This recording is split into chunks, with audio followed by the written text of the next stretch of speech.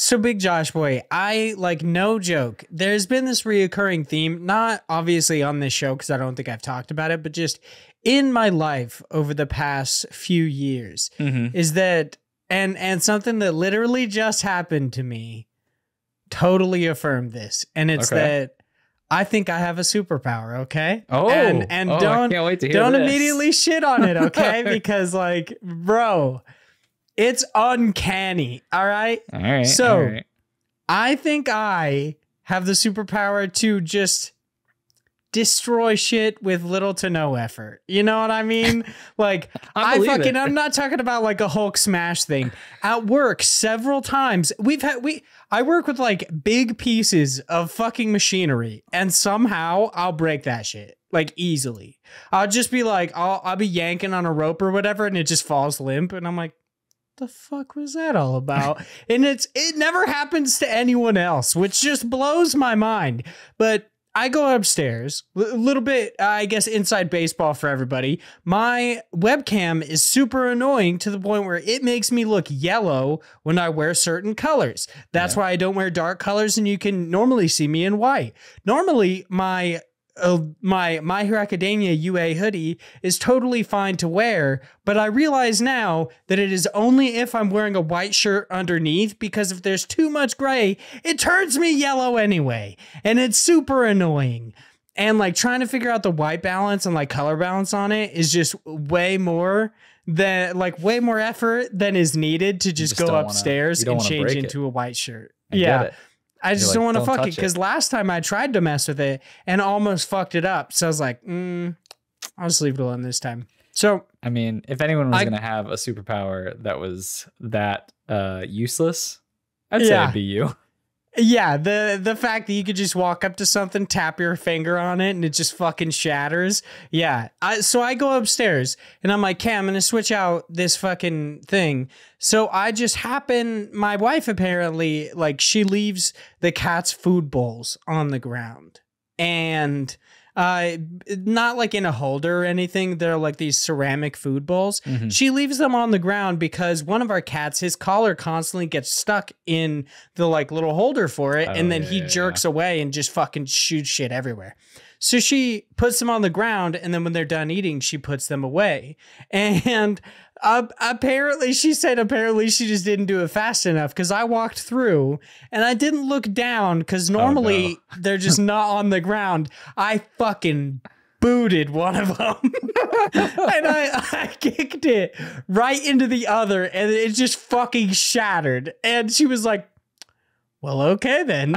Like, that's cool. And I was like, I stopped. I was like, did I just do that? Like, for real? Did I just fucking explode that thing? And she was like, yeah. And I was like, why are they on the floor? Yeah. I was like, why are they on the floor? And she's like, well, I normally put them away after they eat, but apparently I just didn't do it fast enough. Jesus. Wow. Well, so apparently, yeah, I can just destroy shit with the drop of the hat. Yeah. All right. Well, don't come to my house. Natural disaster. You stay where you're at. I'm about to cause some mass casualties. It's fucking insane. Every time Florida has a hurricane, it's just you coming to town. Yeah, it's just the clap of my ass cheeks. Some people dummy thick. They're like, ew, let's all the guards. I'm like, nah, dude. The clap of my ass cheeks cause mass catastrophes. Okay, it's like I'm sick of this life. You know what I mean? Well, good thing we're not talking about that though.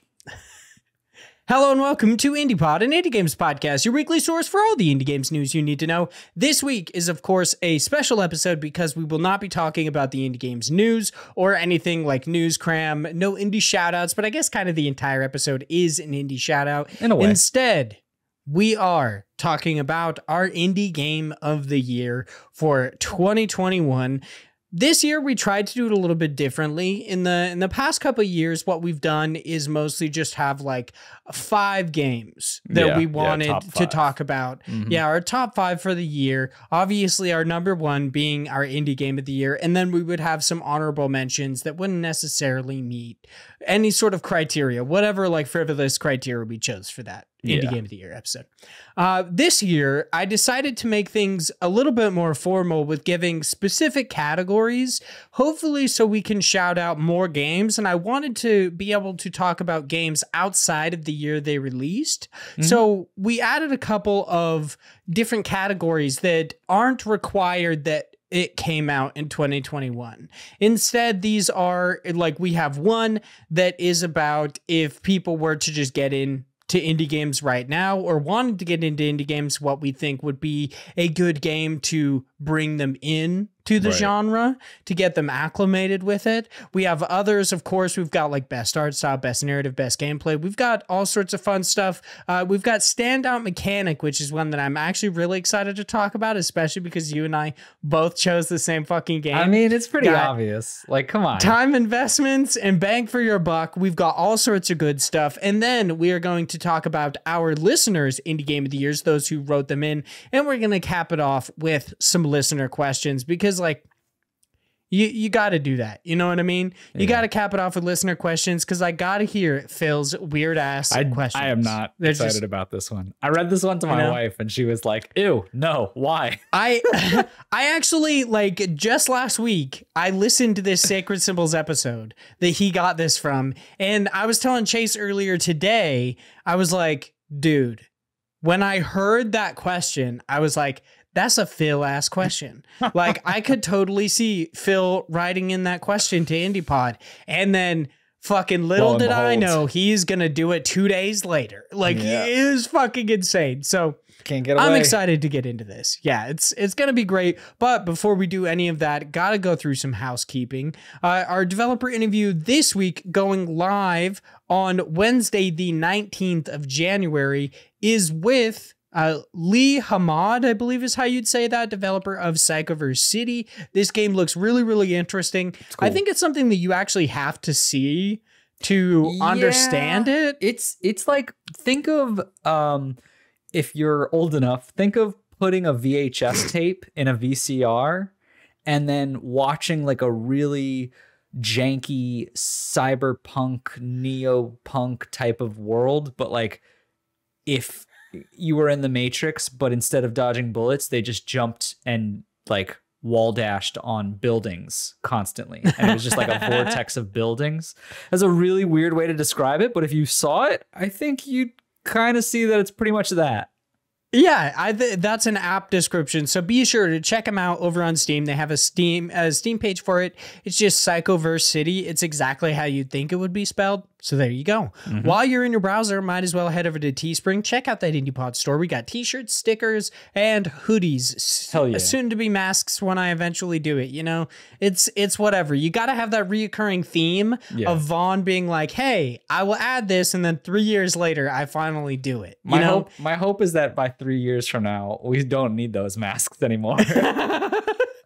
Good point. But you never know what's going to happen, dude. There's all these different variants. Everybody's like, whatever. Yeah. So I guess we'll find out. Check out our YouTube channel, just IndiePod over on YouTube. Leave us reviews on any site which you can do so, specifically iTunes and Spotify. Help us out a bunch. And lastly, thank you so much to all of our amazing patrons at the $3 tier or higher level. If you give us any amount of time or any amount of your money, we absolutely love you for it and we appreciate you. But of course, we got to thank those $3 tiers and higher. So thank you so much to Ryan, Ethan, a gamer for fun, John, it's just, bro.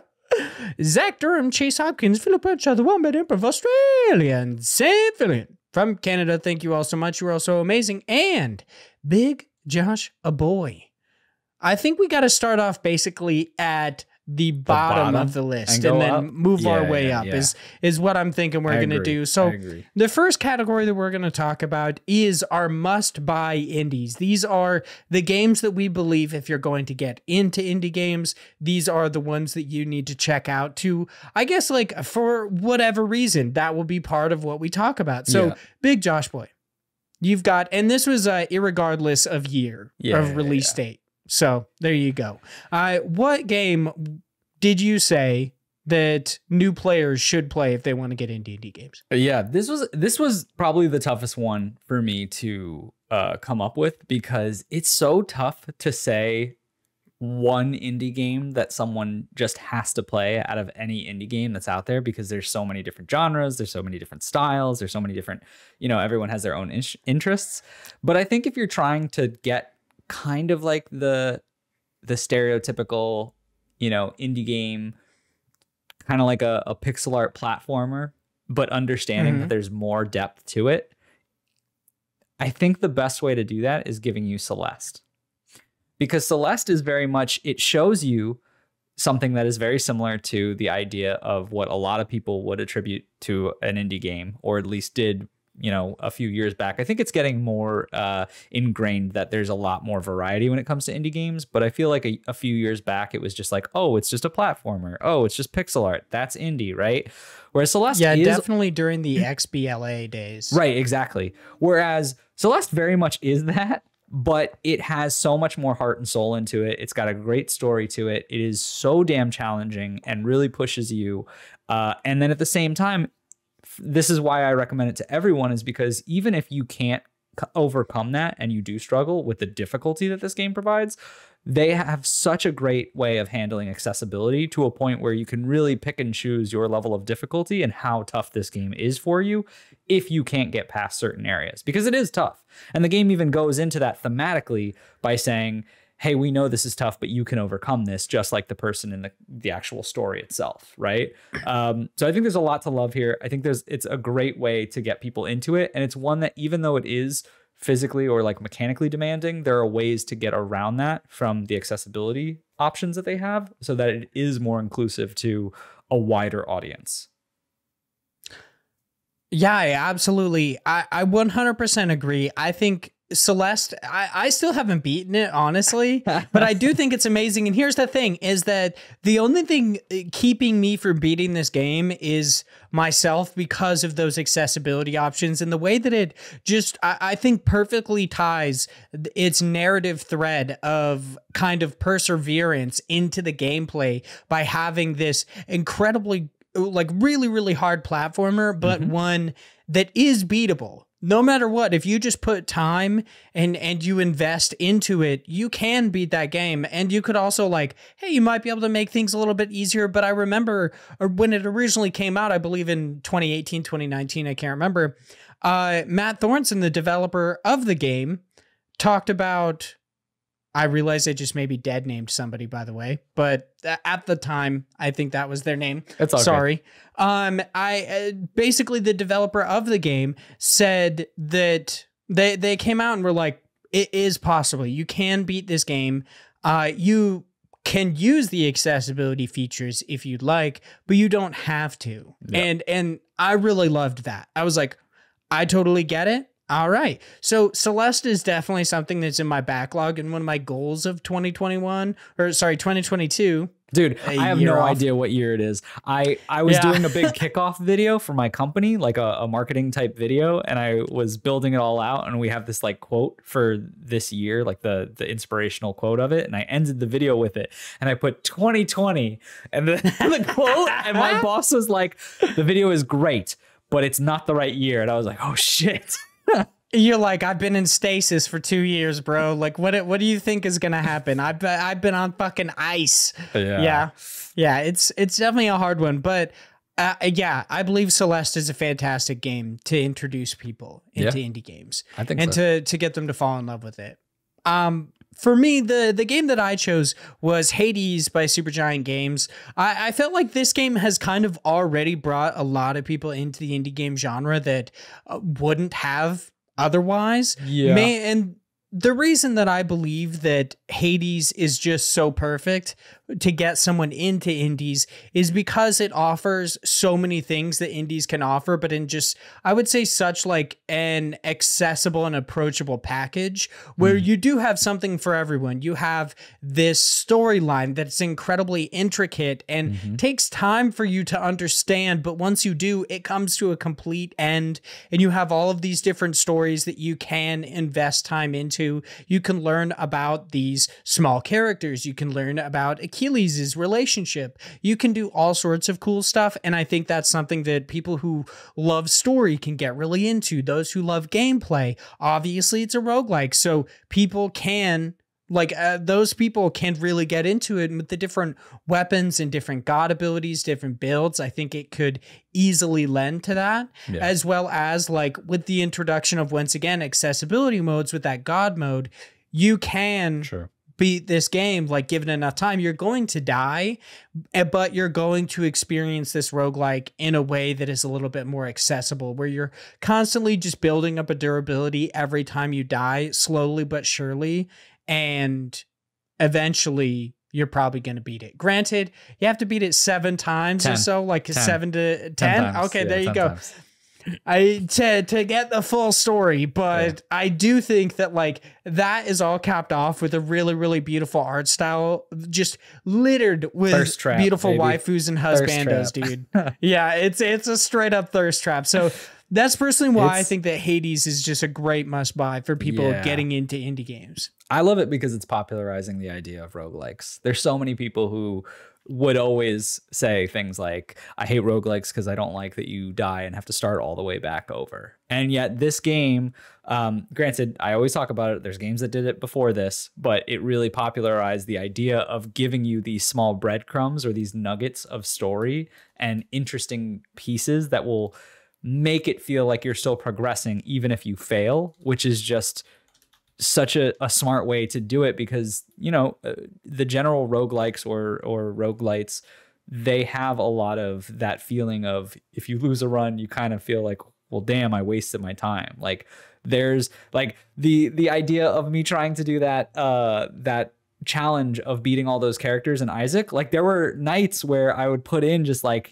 3 hours of my time and be like, fuck, I have achieved nothing because I kept dying. It's like, I'll never get that time back. The time, that 3 hours, I'm getting better at the game and understanding the mechanics more and getting more, skilled in that way. But like from a progression standpoint of visibly seeing something, it's like, yeah, I just wasted 3 hours. Like it just sucks. Whereas this, at least if every failure in between gives you a moment where you could talk with those characters, you could build that story, you can pet the dog, like all good stuff. Yeah, absolutely. I definitely agree. So on to our next category. This is best bang for your buck. Honestly, I initially put it as like released in the current year, and then I realized that this should be kind of like irregardless of year for indie games, like really just what you believe is one of your best bang for your buck, unless you wanted to do current year. I would assume that you might change your answer to like Binding of Isaac, giving it being like irregardless. Here's the thing. I didn't put Binding of Isaac because I was like, I've put this too many times already. I didn't want to just keep using it. And so I was like, all right, I want to do something different. And I also think that this one is still a pretty good game, regardless of the year, that people can really get into, because I've been a big fan of this game when it was just a board game, and there is a lot of time that you could sink into this. So I guess I'll just give you my answer because I'm kind of just jumping into it. But yeah, best bang for your buck, I think, is the Gloomhaven PC version that they came out with, the video game release. It was in early access. It just fully like 1.0 released this year, or 2021 being this year. And I think that there are a lot of things that I have issues with now that I've been playing the game, the PC version, more and more, where I'm finding little things that are just kind of pissing me off, because certain things just work differently when you have, when you're able to play it in person versus the computer doing something for you. Things that like they're doing something really cool where they're creating these house rules where there's certain like things that you can modify based on how people play it. That's like slightly different from like the major rule books, but there are little things like there's a specific level. This is going a bit too into details, but just for example, there's a specific level where you have to have this person following you, and the character has a mind of its own. Every turn it moves too. That's all it does. And you have to protect them and get them from one area of the map to the next. And you have to open these doors and get them. And so we were really pissed off because if the door is not opened in these, like, it's like 4 rooms and they walk through them. If the door is not open, they'll walk towards the door. However, if you open the door and sit in the doorway, basically if you just be a door, won't move because you're blocking their way, which I think is stupid. And I was very mad because the game took a lot longer and we almost failed because the computer just kind of sat there being like, something's in my way. Like, move, you idiot. Like, what are you doing? And so things like that won't happen when you're able to just be like, I'm playing and this is a board game piece. I'm going to move it because that's what makes sense. It's supposed to move. I can just be a door rather than there being a door. Anyway, point being, there are some issues with it, but there's a ton of content. They've still put everything in there. They're adding extra pieces to it as far as like an adventure mode thing. Well, that was in there, but they're adding to that and just the way it works. I think it's super cool that you get to experience it online and that you can play it with all your friends where you don't have to be in person. It's just a good time, and there's a ton of content in it. All right. For me, best bang for your buck. So originally I totally hadn't realized that I put current year. So for the current year, I would definitely say Loop Hero for reasons that we'll talk about actually in just a little bit. For, I guess, everybody knows why, but we'll talk about it in like 2 more categories. Because I think that game's amazing, and it's definitely exceeded like a massive amounts of playtime for that game for such a low price. But outside of that, irregardless of release date, I would say for me specifically, Hollow Knight was the best bang for my buck by Team Cherry, mostly because like, one, I put so much time and I love this game so much. Like just the actual game itself, I have put upwards of like over 50 hours into playing it across multiple platforms. I played it mostly on PC because I ended up finishing it last year, trying to get doing that over 100% run. Super, super fun. I love it. But also how much it's added to, I guess, my life and my love of things outside of just the game itself. Watching all the Mossbag lore videos, getting the dope plushes, getting some dope ass collectibles, just all of these different things. I adore Hollow Knight, and I easily think like I have gotten far more out of the game than I have paid for it, even though I have bought this game on like every platform. Same with Hyper Light Drifter. So other people can get a good bang for their buck. You can't. Oh yeah, at this point it's like technically no, but like, can you put a price on like nostalgia and love? I can't necessarily say nostalgia, but can you put a price on love? One day what I it'll mean? be nostalgia. One day. Come on, yeah. I get you. So here's my thing. Here's why I didn't want to also put Binding of Isaac for this category, because our next category is so tightly related to this one. It absolutely is. So I was like, I can't put it one, like, this is my thing about giving something the same. It's like, I don't want to have same yeah. I don't the want to have same an award show, like 6 times. You're just like, beep, beep, where it's beep, like, beep, hey, there was one game that was really good and everything else can suck it. Like, I'm trying to diversify a little bit. Let's, I guess, go to the next one, which is most time invested, which this one also the release date is irrelevant. Mm-hmm. I will go again since that just seems to be the order. And if anyone knows me, or the million times that I mention this on every episode and every developer interview, it's got to be the Binding of Isaac. There's just no other way. I've spent hundreds of hours on both the PC version and my Steam version. And it's got to be over, like, I'm pretty sure it's over 500 for sure. Like, that's easy. It's definitely over 500, but I don't know where it's at. I just know it's somewhere above that. So definitely checks out. Big Josh Boy just cleared Binding of Isaac like no other. It's freaking insane. No. Literally, okay, I gotta be real. Every time I get on my fucking PC, I look, Big Josh Boy's playing Binding of Isaac. It's insane. It's just a good filler game, man. If I don't know what I want to do and I'm just like, I kill time, it's Binding of Isaac. Okay. All right. I get it. So for me, most time invested last year in general would be Hollow Knight by Team Cherry, obviously. For sure. Because I did that like over 100% run. I put a lot of time into it. Outside, I guess, of like what I did last year, I can honestly still say, like, for an indie game specifically, I think my time with Hollow Knight has surpassed most other games, or at least indie games specifically.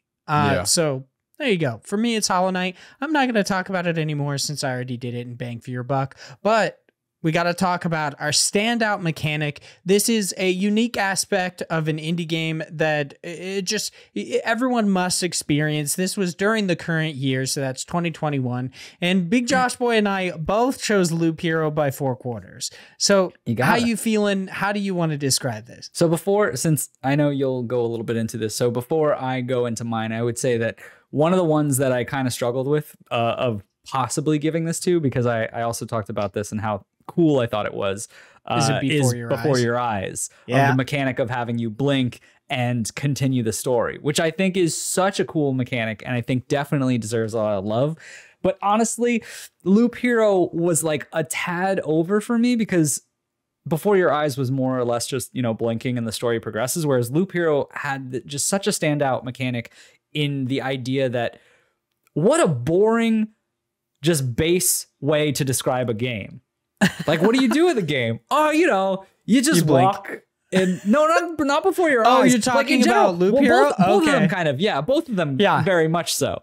But I feel like Before Your Eyes kind of has that shock value of like, you could play by blinking, whereas Loop Hero, it's like, what are you doing it? It's like, your character just walks in a big loop, and then you keep doing it, and you get stronger, and then you keep doing it until you don't loop anymore, and then you're done. And it's like, whew. Sounds like a shit game. And you're like, actually, it's like the best from 2021. And it's like, is this a shitty game? Or like the best game? Shitty or a year? shitty Like, year? what's What's going on? And so I think Loop Hero, it's a standout just because it very much was something where even if you check the tapes of us talking about it, it was me talking to you about how you need to play this game and you being like, I don't really want to. And then like 2 weeks later, you being like, what a great game. And I was just like, I fucking told you. It is. It's so fucking good. Like I honestly, I was surprised that you didn't put Before Your Eyes when I went and filled this out. Like, I think I filled it out last night or the night before. I was honestly surprised you didn't put Before Your Eyes because I was like, oh, he talked about that. It seemed like a really cool mechanic. Saw that Loop Hero was on here and I was like, I get it. Like, I totally get why Loop Hero would be on here. And it's the way that you described it way back when. And I believe you were referring to someone else describing it. So, it's like a friend of a friend said it, whatever. Sure. Is that in this game, you don't control it yourself, but you control the difficulty of the world. You control those monsters. And easily, like, I would say the most standout mechanic is placing those tiles, not knowing necessarily what you were going to get and accidentally placing too many fucking sand tiles next to each other and summoning sand spirits that then eat your ass. Like, it's so awesome and insane. I loved it so much. And just constantly, like, every time I got a new tile, I was like, I have to figure out what this bullshit summons. Like, I know it's going to suck for me, but I have to find out how it works. And then just intermingling these tiles by like placing certain things next to them, where you were talking about the village next to the graveyards and all sorts of stuff. And it like ends up messing everything up. Or if you put vampires, like if you put their little domains next to things, what it'll do, it's just so cool. Yep.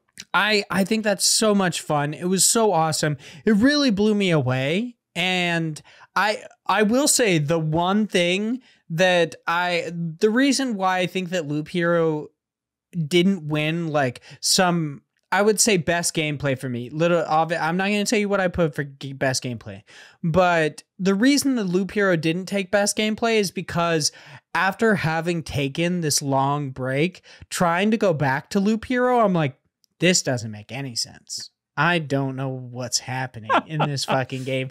Like, it took me like 10 minutes to figure out how to actually start an expedition. I was like, where is the fucking button? Like, I can't remember how to play this game. But it's just such a fun game. It's so good. And it's like, it's obviously an idle game, so you can just chill. You can just like fucking do whatever you want. I played it a lot while I was working from home. So I think it's a great game. It's super fun. I agree. Easily. Yeah, easily has the most standout mechanic. But Big Josh Boy, next we're going to be talking about the best art style of an indie game in the current year. So 2021. Big Josh Boy, what you got? I said, so personally, I'm usually not a person who is crazy about graphics or certain art designs. Like when I play a lot of games. I'm usually more just in for the mechanics or like the gameplay loop of it. But one of the ones that I thought stood out to me that I thought it's very much my style. Like, I don't think others are going to have this same opinion, but I loved Biomutant. Like, Biomutant was a fun game in general, but I just loved the art direction for it because I loved the very luscious and vibrant colors that you got in this weird apocalyptic world, these different biomes that have, you know, the crazy poison clouds to these more like icy tundras. And then at the same time, you have the combat style, which plays kind of like a comic book where, you know, the certain attacks and the numbers and damage, like all of that direction from just an artistic perspective felt like you were playing a comic book at times. I loved it. Like, I thought it was such a cool way to do that. It didn't make much sense in the context of like, why really from the story perspective, but I thought it was cool. So I'm going to go with that as my favorite art style for 2021. All right. For me, my favorite art style of 2021 was a game that, like, outside of its art style, I was actually pretty put down by. It's a game that I talked about, I would say, for several weeks at the end of 2021, and it is Greek Memories of Azure by Nevigante Entertainment. Nevigante? I don't know how to say it. I think this game looks so beautiful. I love the hand-drawn art style. I think it's so cool, and its character designs are really, really sweet. It's easily the game I was looking forward to most just based on art style that year. And then while playing it, the gameplay kind of threw me off. I'm not a big fan of the, like, two people thing. We have to control multiple characters. I just find that annoying. Like, I'm not a big fan of it. They use it a little bit in Eastward, but I was like, that's like, it's okay. Like, I'm not, it's not bad because they don't use it too often versus Greek did. So it's not going to be on my list anywhere else, but man, that fucking art style is so good. It is so pretty. So there you go. All right. Our next category is best narrative. Of course, this is coming out of 2021. Big Josh, what you got? The Forgotten City by Modern Storyteller. This is one of those games where for the longest time, a bunch of people like Jacob Decker and other people from GameSpot and Jake's not at GameSpot anymore, but other people from GameSpot were talking about it and how good it was. And I was like, it probably is good, whatever, I'll play it eventually. And then it came to Game Pass, and Game Pass is always a good seller for me to get into a game since I don't actually have to buy anything. And honestly, I love time loop stuff. And man, if you were to put the two time loop games from 2021 together, you got 12 minutes, you got Forgotten City. Forgotten City is just so much damn better, dude. So much damn better. The story in it is so good. Like, it honestly is. It's done really well. I would recommend, if you play the Forgotten City and you like it, to also check out the documentary that NoClip did on it. I thought it was really good and it was very interesting. There's a lot of they did a really smart way of reaching out to actual like professors and people who are historians studying the time frame that they used for this game. And it's got a lot of good just points of you figuring out just the mysteries of this world. But at the same time, it's not tedious with the way that they did being stuck in a loop and having to do the same thing over and over again. They found a way from both a story perspective and a game perspective to make it okay that you kind of just push things off to a person afterwards to be like, I don't want to do this. Just go do this for me because I already did it earlier in a time loop. And they're just like, okay. But it works because there's a reason why you need to do that. Eventually you figure out. I think it was just done really well. Great story. It's probably one of my favorite. The only thing that maybe would have come close to that again is Before Your Eyes. Okay. All right. For me, this is actually, I kind of like racked my brain a bit on this one, not knowing exactly what I wanted to choose for best narrative, because like I do enjoy Eastward's narrative. It's really one of the main reasons I want to keep playing, because I don't think the gameplay is very good. I do like the art style. I think the characters are really cute, especially Sam. But I like the big lulls of just filler in between, I find so annoying. So I couldn't put Eastward on here. And Ender Lilies, I think it's really, really cool, but it is the kind of like, it's also a drip feed. It's something that you have to like read item descriptions. Not a lot is given to you. And I would say, if anything, maybe the reason that Ender Lilies isn't my best narrative might be because I just haven't put enough time into learning the lore of that world. Right. So the game I actually chose for my best narrative is one that, while going through the game, while you're achieving things, you're constantly getting story beats, and it's very quick. When you learn new things, you get new story. It's so good. It's Loop Hero by 4 Quarters, which I'm surprised that I chose this, because it's not a game that I feel like a lot of people would have picked for its story. For a narrative, yeah. But yeah, I just find that idea of God basically being done with the world and just shattering it, having his minions shatter the world for the most part. And then you, as like the last remnants of this broken world, are trying to piece it all back together, tile by tile, literally, as you go through. And you also meet all of these like fantastical creatures like vampires or sand spirits or just anything else, like fucking not necessarily slimes, but as long as you run into something, the harpies that have actual sentience, they also reflect on the story of this world. And I just think that's so cool. Like recently, when I just a couple of weeks ago, when I hopped back into Loop Hero because I wanted to refresh myself on what it was like and totally forgot how to play the fucking game, I had finally gotten the sand spirits, and they started talking, and they're like, oh, you should join us. If you join us, like, turns out the sand spirits are actually just people who had given up their like tangible bodies and become part of the constantly like moving sand. And it's just so cool. And I really, really loved that. And as you continue to beat each boss, you continue to get this really interesting story. You're figuring out what's happening, and you're literally defying God. And I just found that so cool. So I had to put it in here, especially for a game that really would shine on its gameplay. I think that Loop Hero, if people devote the time to like learning its narrative, I think you'd be impressed with how good it is. Yeah. So there you go. Yeah. Big Josh boy. Now we're moving on to best gameplay. What you got? Best gameplay.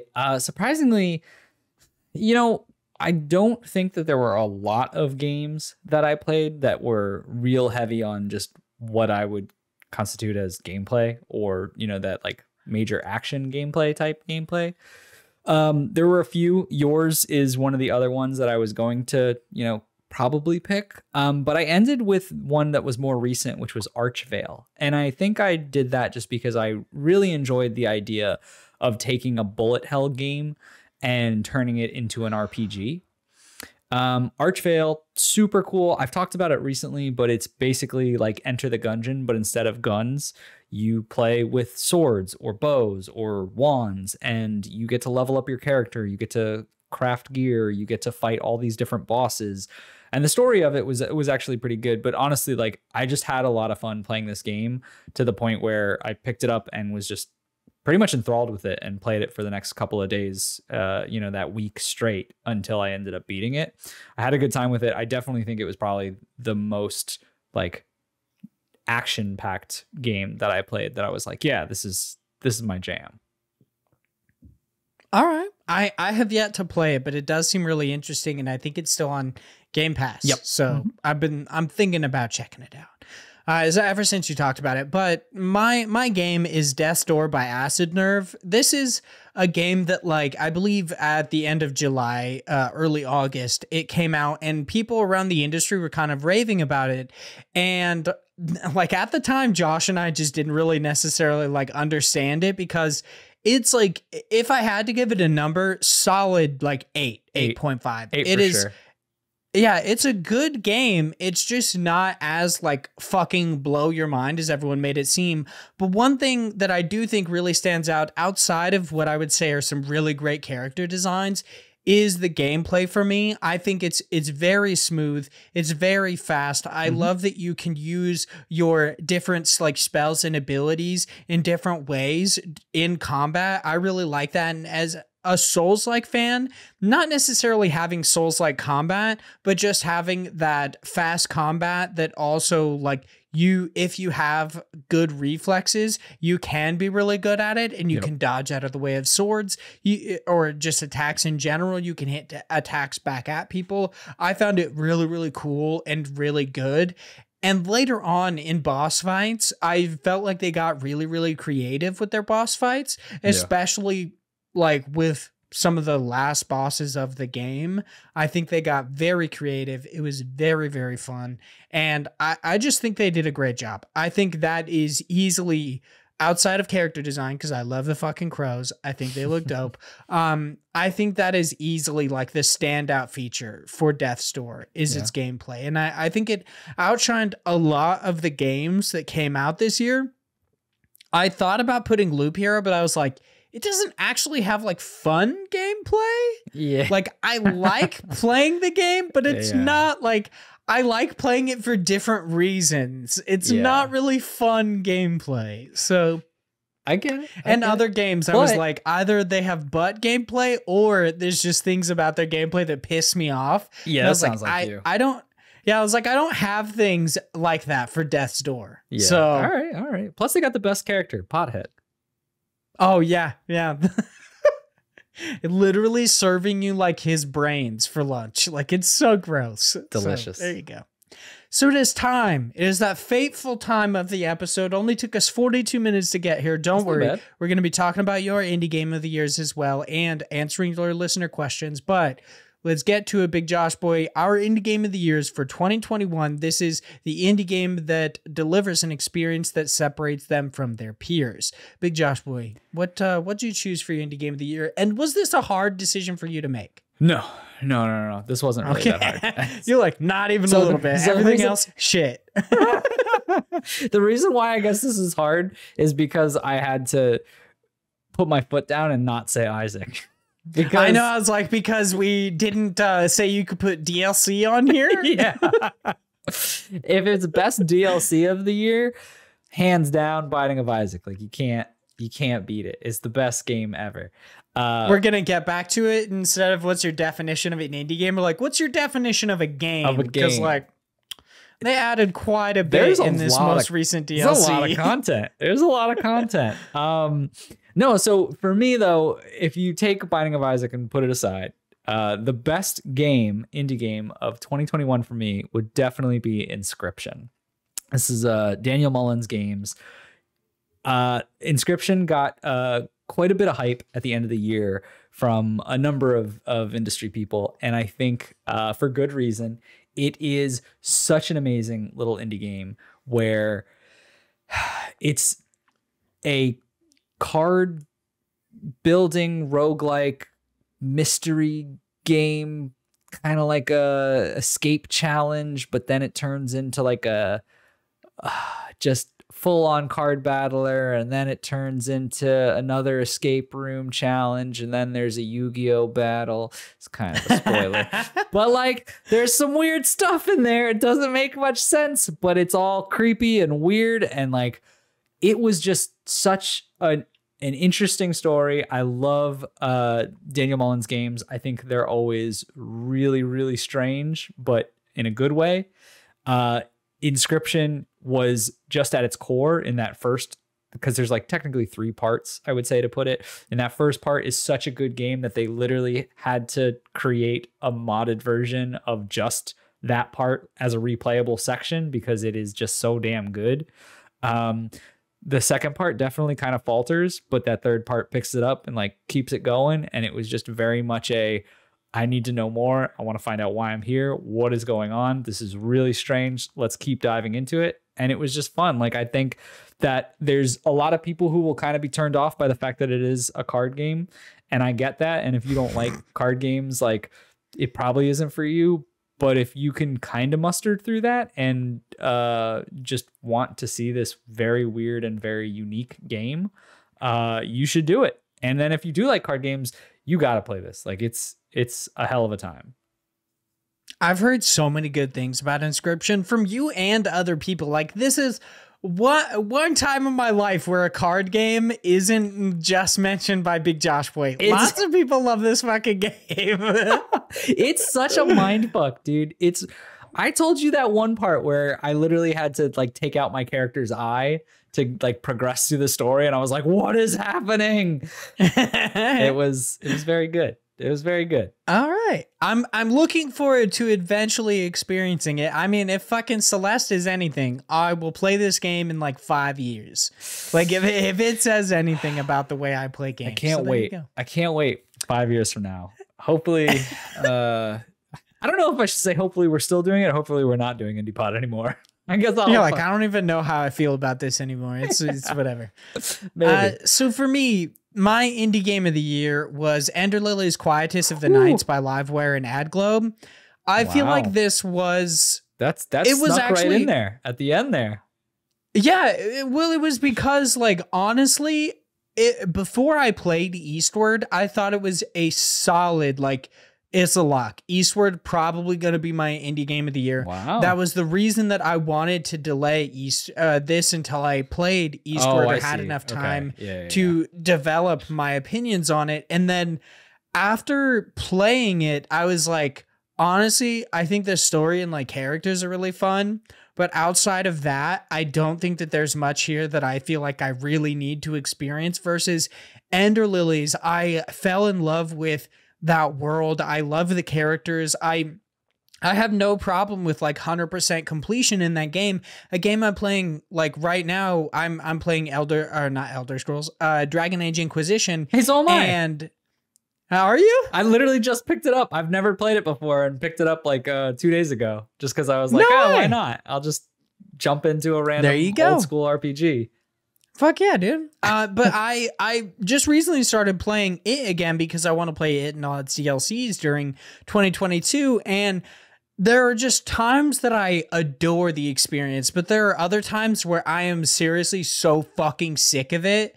But I'm like, nah, I want 100% this game. That's what I want to do. Versus Ender Lilies going through, I feel like it has just been an extremely fun experience. Sometimes there are annoying bits of gameplay, like I talked about before, where there's like a ramp in difficulty. But once you figure out how those enemies work, you kind of like, it is basically like the 3 areas before that, enemies all fought basically the same, like with small variations, but this one was entirely different. They started moving faster. They did more combos. It was pretty crazy. And I was like, okay, once I got past the initial, I guess, shock of it, I kind of got in the flow state, and this game is so much fun. Not to mention all of the like little bits of story and that little bit, those tiny bits of world building that exist within the game, like slowly watching your white priestess as you beat more and more bosses and purify different bosses and mini bosses, which I love that it rewards exploration with dope ass mini bosses and in essence more weapons, because that's also something I found awesome about the game, was you using bosses and spirits as weapons instead of actually fighting something. But as you do more and more, you slowly see the like blight leech on to your character. It's just so interesting. Cool. And it makes me like, I should be 100% clear. I have not beaten Ender Lilies, but I don't see I don't see a time in which I beat it and its ending is so bad that it just ruins everything that I've played so far. Yeah. I think it's just so much fun, and I really, really adore the game so far. So it had to be my indie game of the year. Yeah, very cool. But there you go. Those are all of our categories that we've got for you this year. So it is time to talk about some of the indie game of the year responses that we got from our patrons or just people in the community. Robert Ring from the Classic Gaming Podcast writes in and says, "Hey guys, long time no talk. I've got my indie game of the year. I've got to give my indie game of the year to Inscription. Yeah. No surprises there. Unpacking is a solid second place." I'm honestly surprised how many people love Unpacking. I know. I've said this before. I think it was such a boring game. I get that some people will think it's like calm and relaxing and a nice little, like, I guess, puzzle game because you got to put them in the right place. But like, I played a couple levels of it and I was like, God, I do not like this. You're like, I would much rather have this fucking anxiety-inducing mind fuck of a card game. Like, that's what I enjoy. Yes. Because I'm like, here's the thing. I personally, I don't like to do that, but I very much every so often, like every month or so, be like, there's clutter in this house or in this closet. We need to like move stuff around and like reorganize and blah, blah, blah. And I'm like, if I'm going to do this in a video game, I'm just going to get up and fucking do it in my house so I feel better about shit not being as like hectic in here. Like, why am I wasting time on this game? Okay. All right. There you go. I mean, wait fucking shit on it, bro. You know, whatever. It's cool. I mean, to each their own. All right. You can unpack. Apparently it's solid second place. So there you go. What do I know? Yeah. Solid second place, but of course their indie game of the year went to Inscription, like the big Josh boy. As it should. Zach writes in and says, hey guys, my indie game of the year would have to be Curse of the Dead Gods. Nice. It technically came out in 2020 for early access, but the full release was 2021. Then it just combines two types of game. You're like, trust me, big Josh boy is the one who'll be lenient on this shit. Wait, is it a DLC? All right, I'll allow it. You're like, you're really hoping that one of our like patrons wrote in with the Binding of Isaac DLC so you could do the same. Yeah, you're just like, did. No one bro, did. if somebody pays us to write in this shit, then like it's obviously okay. You know what I mean? Yeah. No one. Everyone is fucking tired of me saying Binding of Isaac. It just combined two types of games that I love so much. I have always been into Dark Souls, and ever since Hades, I have been craving more isometric roguelites. So it was exactly what I wanted when I started it up. The combat is incredibly precise compared to most games of its price point. I do think that is like, for some people, that is a big thing, is also price points. So yeah, for sure. And it nails the use of the stamina system, in my opinion. It's a slower combat style than Hades, but I think it has a little bit more room to breathe for that reason. The combat in Hades, while amazing, is so fast-paced that it just sort of falls into a rhythm of dash attack over and over again. So I feel like in Curse of the Dead Gods, I am forced to adapt my combat style to suit different enemies more often. And of course, the curse system is very unique and leads to lots of different runs, and it's always cool to see a game based around a different type of mythology. You don't see too many based on Aztec gods. Anyway, interested to see what you guys pick in a sort of a slow year for indies. So yeah, there you go. I'll agree with I that. think Curse of the Dead Gods is an interesting choice. I still haven't played it yet, but it was fun. Both Zach and you have actually told me that I might enjoy the game a lot. So yeah, I gotta hop into it. Plus, I did not know that it was about Aztec gods. That is cool. Mm-hmm. Like, yeah. All right.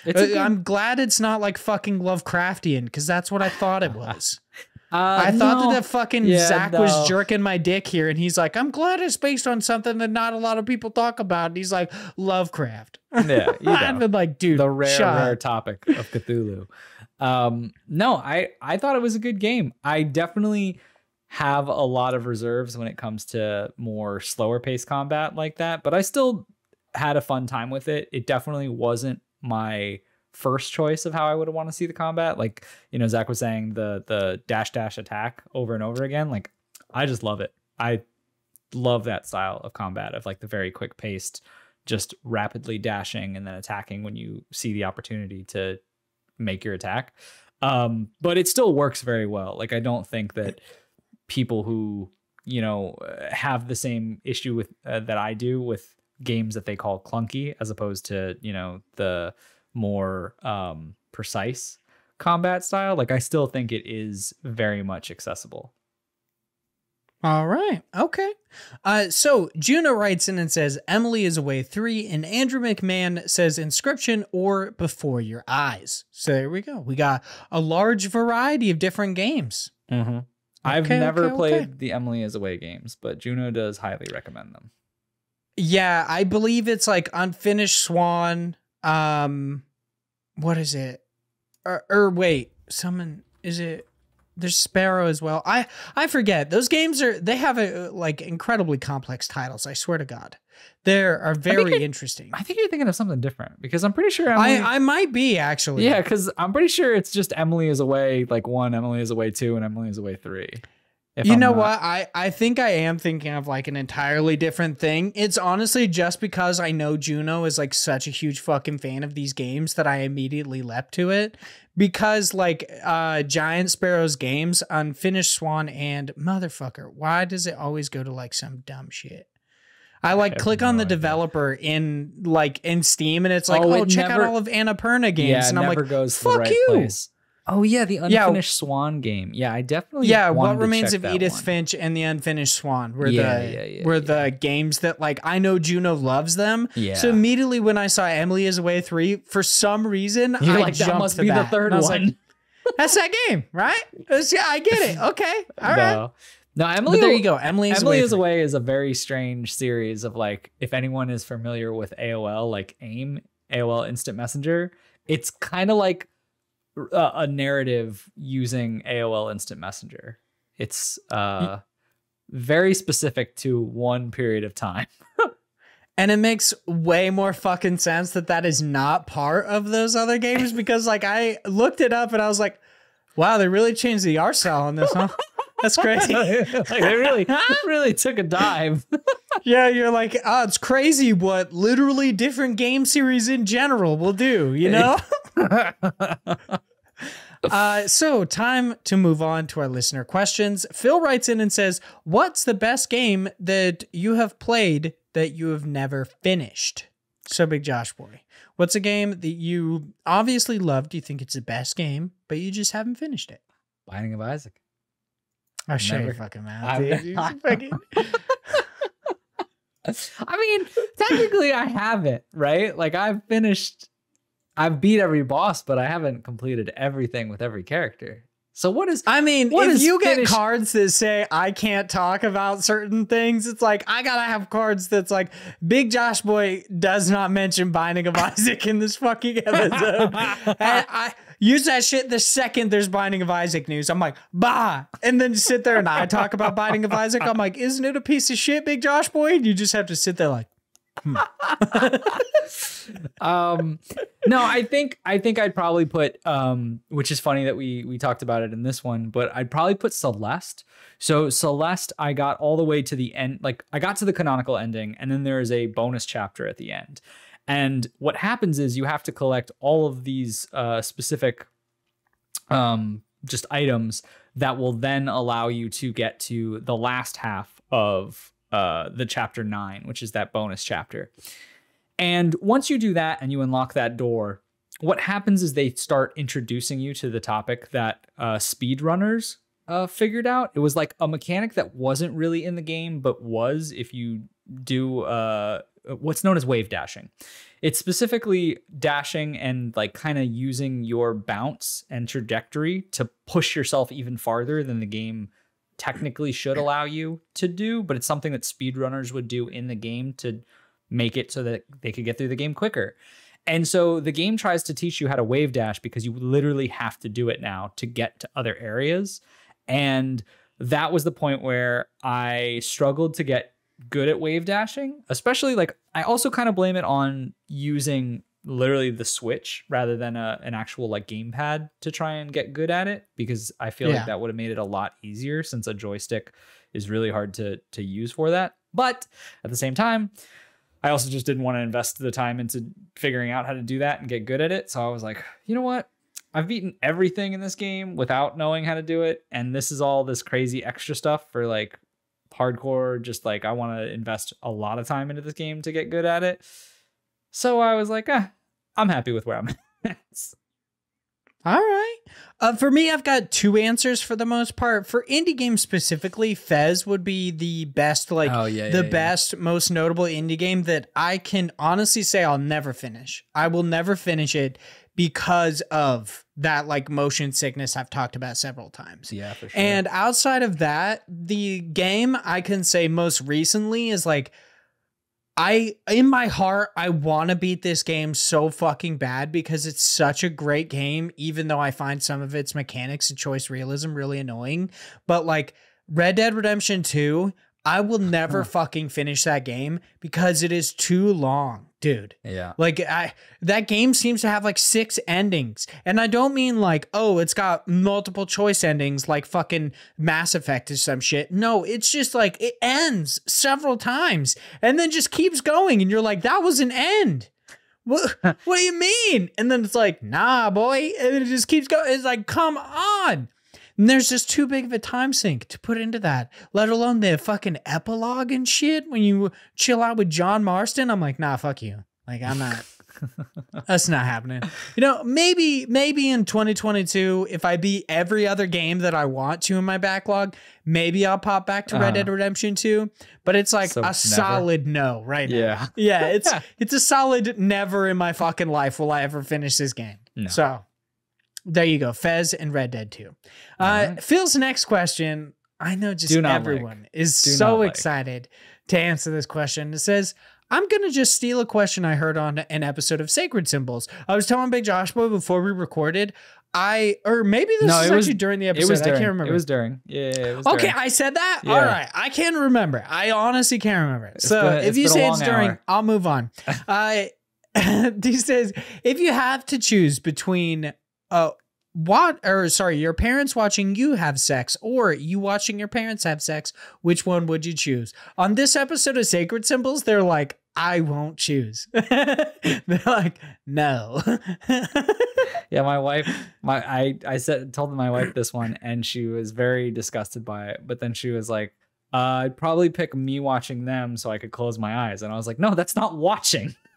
I was like, you can't do that. She's trying to look for that fucking perfect indie pod loophole, and you're like, no. Loophole. I'm like, no. I get to talk with you about it, so I get to say no rather than us just shitting on it. But here's the thing: if I had to choose, and I don't want to, but if I had to choose, and okay, here's another question to it, like a follow up, like. Do we ever have to talk about it afterwards? Because, like, well, I mean, the case, you don't have to talk about it, but if it comes up fucking naturally, that's your life right there. Naturally. Your parents are just like, I mean, they're fucking watching like golf, and they're like, they've got good form. You know what? Also, Josh, speaking of good form, let's talk about. You're like, no. Oh my God. No, that could never naturally come up. But here's the thing.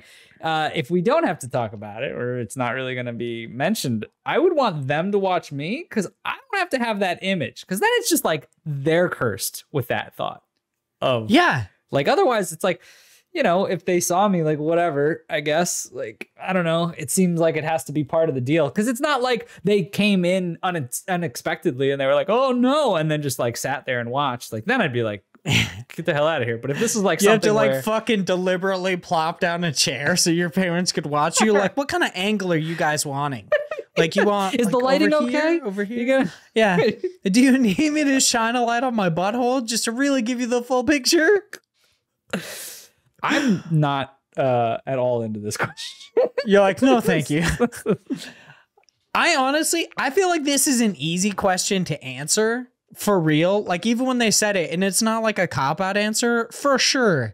If I had to choose between watching my parents have sex or them watching me, 100% they would be watching me. Yeah. Because here's the thing. That is the thing where you can face away. You can act like it's not happening. And it's not like, oh, in the fine print that they get to be the peanut gallery and they're just like, oh, do this with your hips. You know what I mean? Oh, no, that would be I've never once in my life, like, something that I find interesting but odd at the same time is that my family is very open and like Morgan's family is very open, but a topic that almost never comes up is my parents having sex. Anything else we'll talk about. Yeah, but outside of my mom telling me that my dad doesn't like it when she gets drunk because she gets really horny, which I found just objectively hilarious, that's the only time that I have ever actually heard them talk about it. Yeah. And that's the thing, bro. I can fucking, like, I never want to imagine my parents having sex, but bro, they can look right into my buttholes. I face the other way and I just pound away, bro. Like, I'm not even worried. They're the one who has to deal with that. I'd be like, whatever. It's not like you haven't seen this before. You know, you could pull that shit on him. When people are like, oh, I changed your diapers. It's like, yeah, you changed my diapers. So look at my butthole, mom. Look at You know what I mean? So there you go. I get it. They get to suffer. We chose the same answer, so we clearly have the same idea on this, which is very it's rare. like fucking two paths diverge in the woods, but they come back. You know what I mean? Like they get their different ways, but they're there. It's like it's whatever. Same destination. So Sam writes in with a different question and asks, really, just very, very different. If Sam also, just like, he's like, I really need to know this. I second what Phil asked. Just in case. It's like, just in case we tried to veto it, just in case Josh got his veto cards, but somehow the patrons could overrule it, I second that. You guys have to answer that must. One. Like, do it. I didn't know we could veto these questions. This is good knowledge. Sam writes in and asks, Vaughn, a few episodes back, I remember you comparing the new Guardians of the Galaxy game to Mass Effect, which is great news to my ears. That comparison got me very curious. Can you explain? And did the game continue to deliver after the first few hours? Mainly, I think the reason that it reminded me of Mass Effect was just the interaction between you and different characters. And like you could do that on the fly during missions, very much like in a Mass Effect way. And then afterwards, between missions, you could talk to them just on the Milano. And I really, really loved that. Plus, if you found these collectibles in different parts of the levels, you could actually pop up with different dialogue options and get into that. The combat is not like Mass Effect. It's not a cover shooter.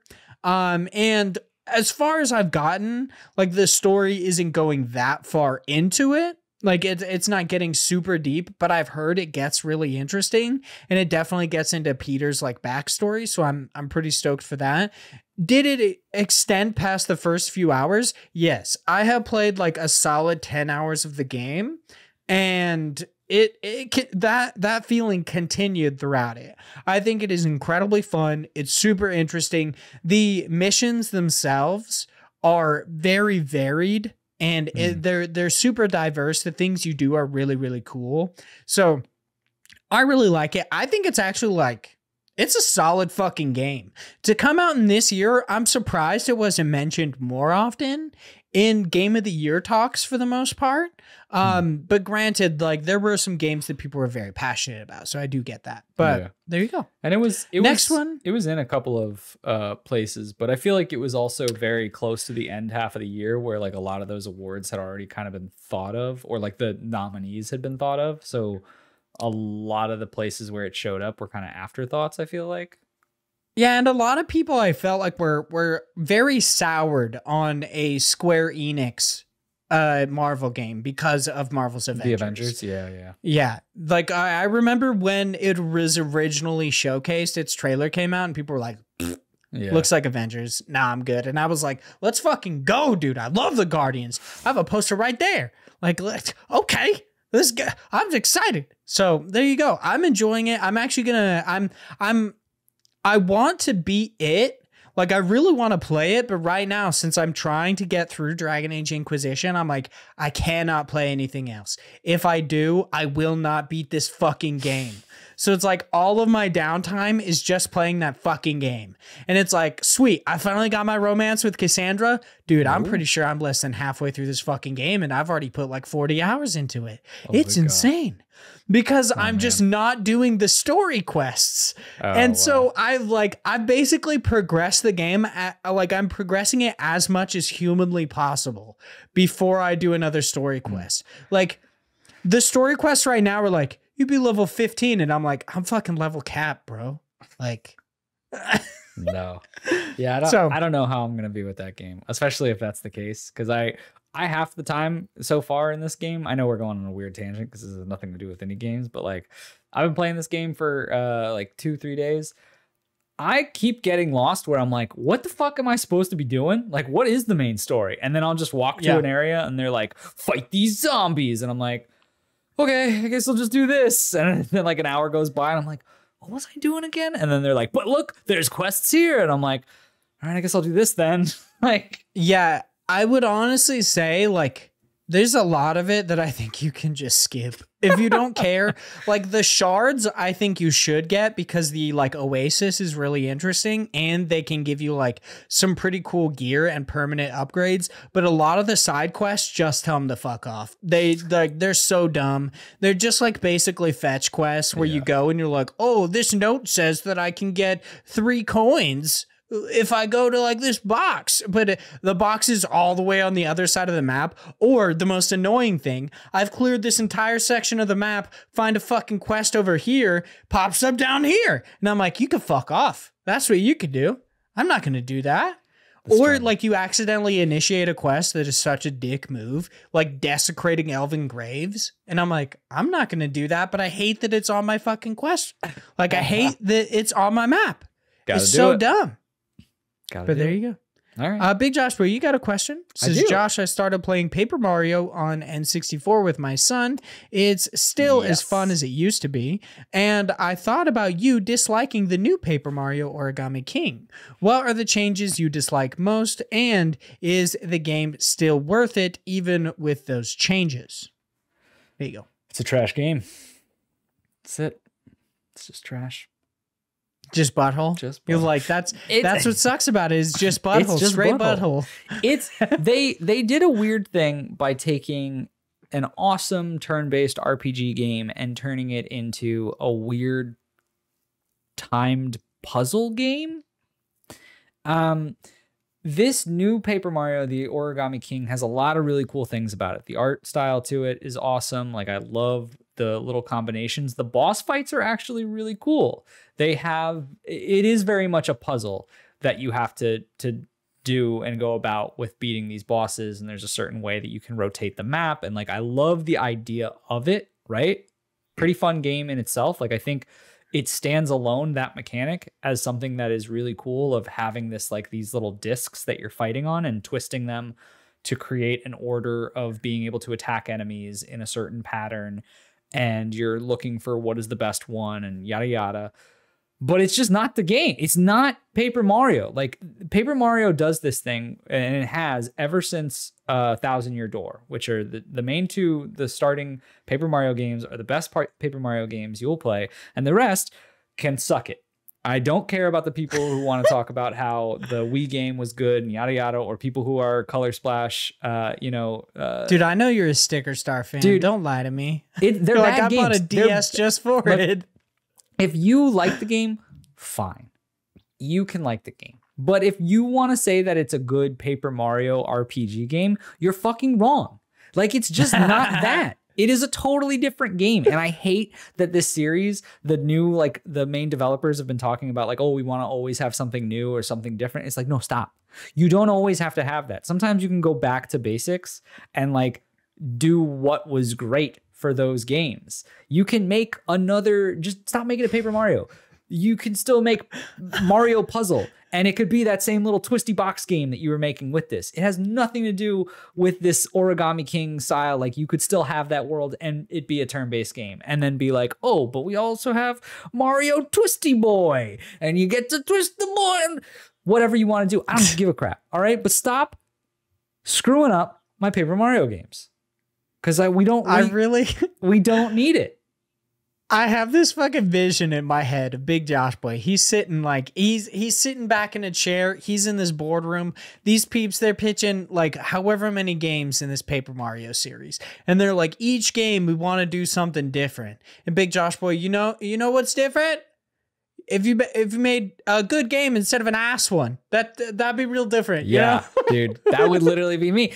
The thing is, like, one of the biggest things that I dislike about the game, what I will talk on like a real level, is what they did was an interesting mechanic of creating that puzzle game type aspect rather than fighting it in a normal JRPG type setting, which is interesting. And I think that the boss battles are really cool because there's a lot that goes into it. But what it does is it makes it so every battle in that game, especially with how they just kind of put all the emphasis on leveling up into money rather than experience, rather than anything in the game, like everything is kind of like how with Sticker Star, how it's just like, your attacks are just items you find, and like they're more powerful because you found an item, but you can only use it twice. And it's like, what?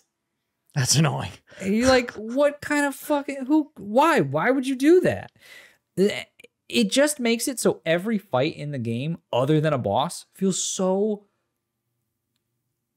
pointless. There's no reason to do it. Literally just speed run your way to a boss. Like if this was a boss rush of a game and it was literally just that over and over and it was those different bosses, I'd be like 10 out of 10. Good game. But otherwise, it's just a long stretch of just nothingness. The story, good, but I have to get through all of these BS little puzzle games that are all the same thing over and over again for no reason. It's just terrible. It's not good. It's not good. Not good. It's butthole. And lastly, Sam writes in and asks, finally, what is your top 3 anticipated games of 2022? This is a funny question. This is so hilarious because of the fact that, like, we had an episode talking about this and I fucked it up and deleted my audio, so we do not. But instead, patrons can listen to an episode with me and Eldar about gaming NFTs and such, which free feeds will get it at the beginning of February, I believe. So there you go. But Big Josh Boy, what are your top 3 anticipated games of 2022? I would say you could also, like, what I'm going to do is there are games that are not indies, of course, that I'm going to talk about, but I might sprinkle some more indies in. I'm gonna probably put indie games into this one because what's coming out that's not indie that I guess I could say, okay, I'll say non-indies would probably be the new Breath of the Wilds, and I would say God of War, but I don't have a PS5 and my PS4 bricked, so I'm not gonna play it. Dude, so like, you gotta fucking see this shit. Like, I don't know if you could see it. Look at how fucking huge that is. So you got a big notebook there, buddy. Does it have to stand like that? Can it go on its side? You can. That's actually what's funny. Like, you're the 5th person to ask me if it can go on its side. It can, but I got the disc version because I love physical media. And the 2 sides are like, so they kind of have like an arch to them. But this side would normally, I believe in like the all digital, has like an arch, but it just has this bump. Totally looks like a cock. It's hilarious. Nice. I fucking love it. So I had it standing up because I despise the way it looks sitting down. It looks so fucking stupid. But yeah, it's so gigantic. That's a beast of a boy. That is, I know, that is way too big. Yeah, I don't have any plans to get a PS5 anytime soon. But I literally just bought it because some dude at work was like, "Hey, I've got an extra one." I was like, "Fuck it, I've got the money. Yeah, like, why not? Give it to me." This opportunity is not going to come again soon. Right. So. Right. Yeah, exactly. No, I get it. I just don't have any intention to buy it because I bought the Xbox Series X and I'm like, I don't really have the money to just throw down for another console. So I'm just going to stick with that. I'm very happy with the Game Pass machine that I have, basically. But that being said, it'd probably be more Nintendo-based games or the Xbox games that eventually will come out. But I don't know of when those games are coming out, like the Fables, like the there's Starfield. If you're an Elder Scrolls fan, is coming out. Starfield is true. Yeah, that is going to be a good game. I probably will. I say Elder Scrolls just because of Bethesda. I mean, it's pretty much it's Elder Scrolls in space, which I feel like would be better for me because honestly, the Elder Scrolls game I always kind of get, and this probably will happen to me with Dragon Age 2, is just like the fantastical setting just doesn't really do it for me. As did, like, it's why I always went from Bethesda's more like Fallout games because I love post-apocalyptic worlds, but like the fantastical settings, I've always been like, this is cool, I guess, for like a little bit. And then I'm just like, whatever, I don't care. Whereas I feel like in space might be more of like an attention grabber for an environment for me. But anyway, I'm rambling about bullshit. So I'll go into my top 3 anticipated games of 2022 for indies. Nobody Saves the World. It's coming out, I think, tomorrow, as of the time of this recording, and I'm going to play the heck out of it, and we are going to do our book club episode on it because I fucking want it, and that's what's going to happen because I'm going to keep pushing for it. Hopefully it happens. Anyway, number 2, definitely Weird West. Weird West, we've talked a lot about this throughout the last year or so, and I think even longer than that, but I know literally nothing about this game. Just looks super cool. I'm down for it. And then definitely Sea of Stars. So Sea of Stars, the people who made, I believe it's Sabotage Studios. The Messenger. Yeah, the people who made the Messenger. Sabotage. They're creating a like homage to games like Chrono Trigger. And it's very old school JRPG. It looks beautiful, and I backed it on Kickstarter a long time ago. So I'm gonna play it, and I can't wait. All right. For me, my most anticipated like top games would mean that I'm including everything. So I would definitely have to say number 1, Hollow Knight Silksong. Let's fucking bro. That game doesn't exist. Like, I've told you this. I've told you this. It doesn't exist. That game is not a thing. Let everybody know in our fucking famed Lost episode, that was a common thread, was him telling me the game doesn't exist. It's not a thing. It's Bernstein Bears or whatever. It's lost to time. The Mandala effect. That, just like that studio doesn't exist anymore. So my number 1, Hollow Knight Silksong. Number 2 would have to be Elden Ring. I'm very excited to play it, and I'm actually going to pick it up on my PS5. And then number 3 would be God of War Ragnarok. Outside of that, I would have to say like games I'm really looking forward to in indies. Of course, No Place for Bravery and Weird West have to be the other 2. Like, I guess it's technically 5, but like Hollow Knight Silksong would be on both lists, you know, because it'd be on no list because it doesn't exist. So.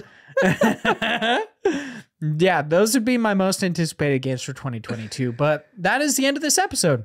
Good stuff. Thanks everybody so much for listening to our Indie Game of the Year. If you liked this episode or any of the episodes we put out, be sure to, you know, just like follow us on Twitter. You can chat with us there. Leave us reviews, obviously, on any site in which you could do so, specifically iTunes and Spotify. Hey, why not leave a comment on YouTube? Why not? Because you can watch these episodes. It's all sorts of fun stuff. If you'd like to chat with me outside the show, you could do so on our IndiePod one, which is just at IndiePod. You can hit me up at Hyde Legion. You can hit Josh up at _Jorsh90.